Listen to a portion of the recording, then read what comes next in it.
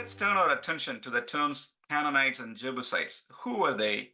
What does Bible tell us about their origin?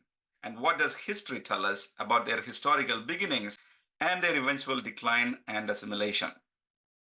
Let's start with an etymological observation on the very term Canaan. What does this word mean?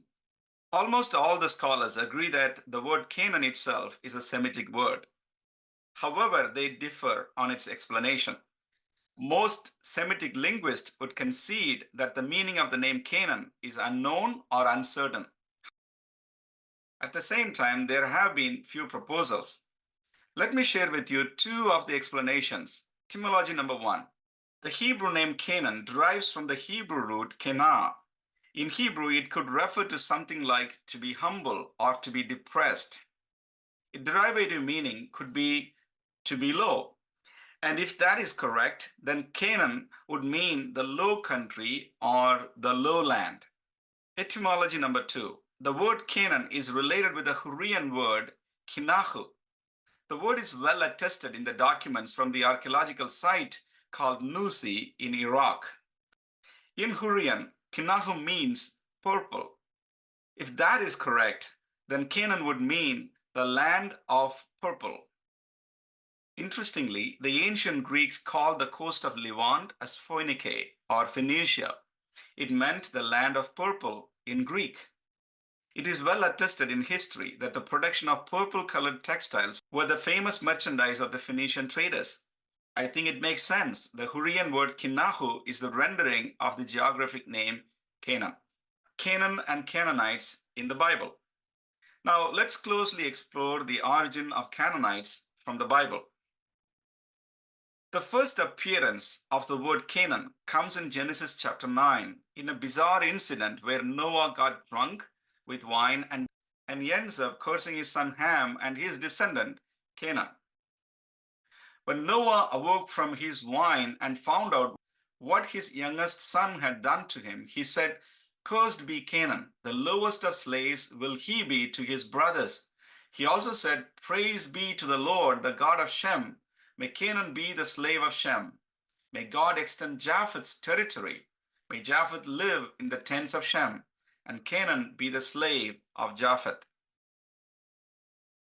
We see a threefold curse on Canaan, that he would be the slave or servant of Shem and Japheth. Second, Canaan's ancestry. You might know Bible says that Noah had three sons, Shem, Ham, and Japheth. And Ham had four sons, Cush, Egypt, Put, and Canaan. We see it in Genesis chapter 10, verse 6 in the table of the nations. So Canaan was one of the grandsons of Noah, born to his not so favorite son. And that's how Bible introduces the origin of Canaan as one of the grandsons of Noah. So from Canaan to Canaanites, the descendants of Canaan were called as Canaanites. There were 11 Canaanite groups and subgroups. We see the reference in Genesis chapter 10, verse 15 to 18.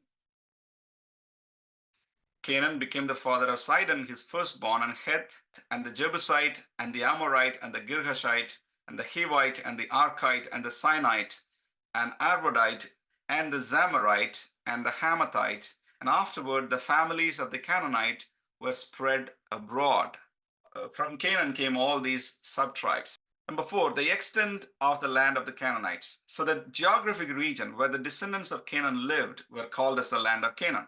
So Canaan could refer to an individual, the grandson of Noah, and also to a geographic region where the descendants of Canaan lived. Again, the table of the nations give us the following information. Let's read Genesis chapter 10, verse 19. And the borders of Canaan reached from Sidon toward Gerar as far as Gaza, and then toward Sodom, Gomorrah, Admah, and Zeboim as far as Lasha. Sidon is in the north, and Gaza is in the south, and Sodom and Gomorrah are roughly around the Dead Sea region. The map of the land of Canaanites roughly coincides with both the current land of Israel and the Palestinian territories. God promised this land to Abraham. God called Abraham and directed him to go to the land of Canaan. He made a covenant with Abraham and promised to give this land to his descendants. We read this in Genesis chapter 15, verses 18 to 20. So the Lord made a covenant with Abram on that day and said, I have given this land to your descendants all the way from the border of Egypt to the great Euphrates River, the land now occupied by the Kenites, Kenizzites, Cadmonites, Hittites, Perizzites, Rephaites, Amorites, Canaanites, Girgashites, and Jebusites. The land of Canaan is repeatedly being referred as the land flowing with milk and honey in the Bible.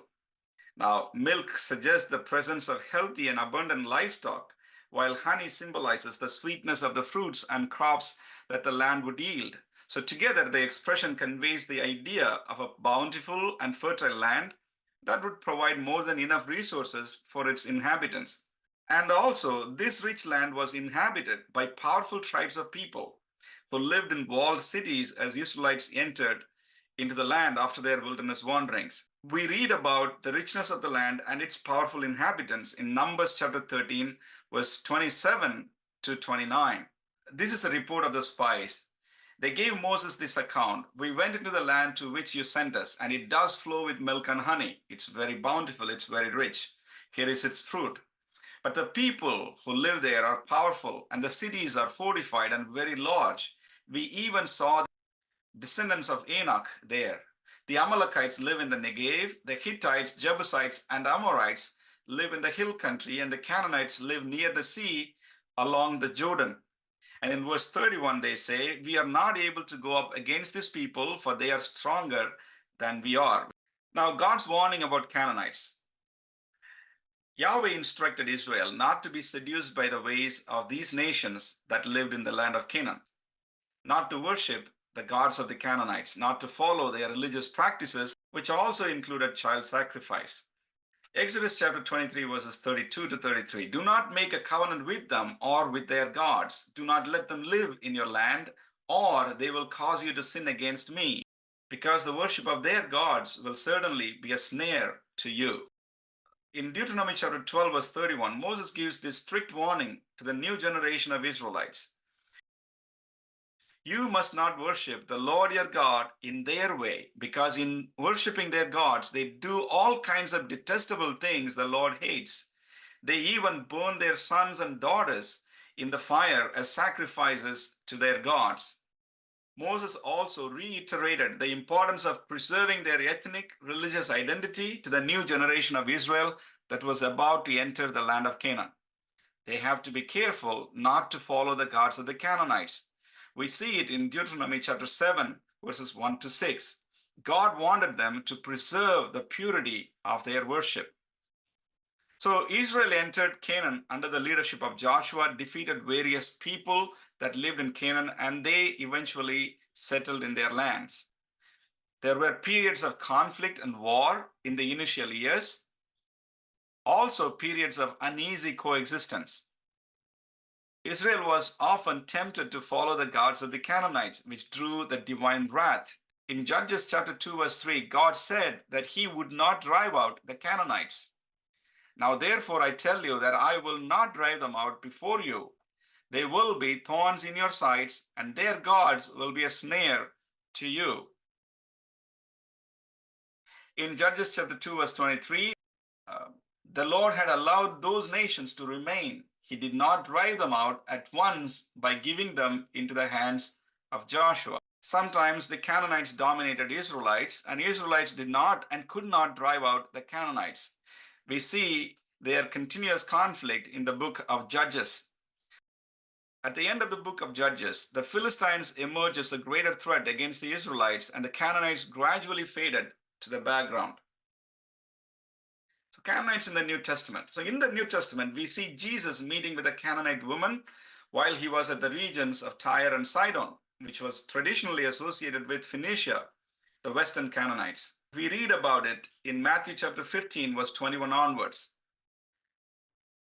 Despite his harsh words, Jesus did appreciate this woman's faith and healed her daughter. The good news of Christ is both for the Jews and for all the non-Jews, to all nations.